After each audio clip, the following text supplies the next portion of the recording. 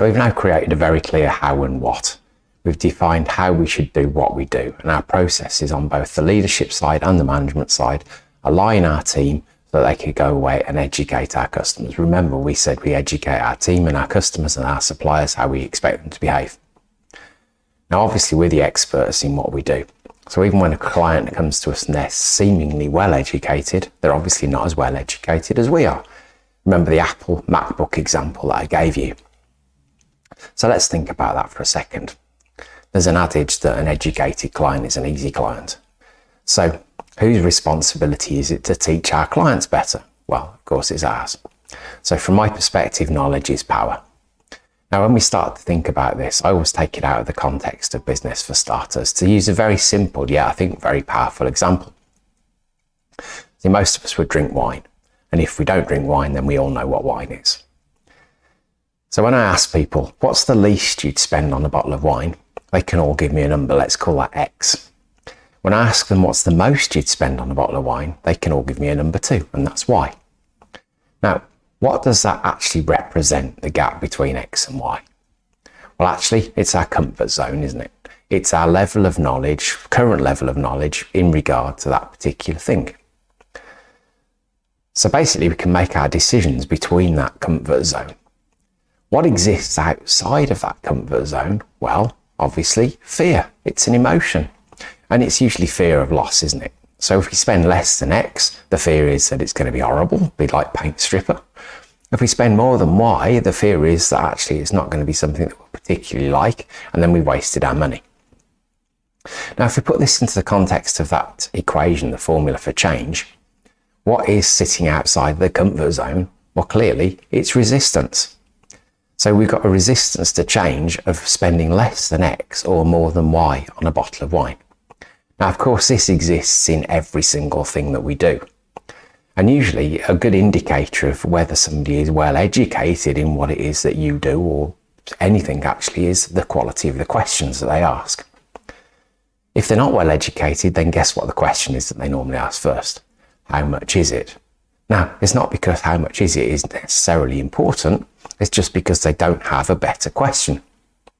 So we have to teach them better questions. How often do we think to ourselves, wouldn't it be great if our clients just knew that? Well, of course, if they did know that, then they could make a better decision.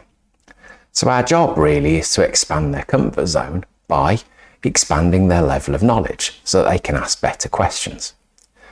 And I think that's really, really important. It doesn't necessarily mean that they have to spend more with us. They can spend less, as with my Apple example. But the point is they make a more informed decision. And people love to buy, yet hate to be sold. So the more informed they feel, the more in control of that purchase, the better they can make their decisions. So our job then is to define what are the list of known questions and what are the list of unknown questions.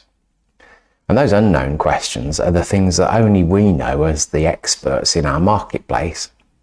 And when we put them out there through our marketing collateral, we can obviously educate our clients better to make better decisions.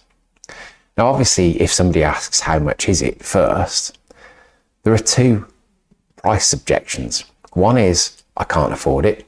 The other one is, I can't see the value in it. So by defining and answering these unknown questions, we're addressing a lot of those value questions right from the get-go, so people can make better decisions.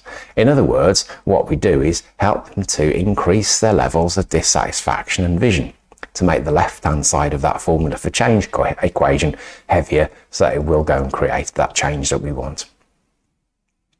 So I think it's really important to bring into context the formula for change and how people go and buy. What I'd urge you to do is go and read Marcus Sheridan's book, They Ask You Answer, because that deals very heavily with what we're talking about now.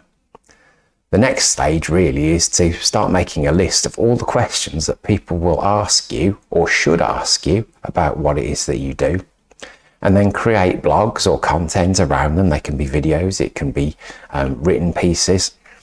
This can all form part of your sales process. It can be seen on your website as part of your marketing collateral.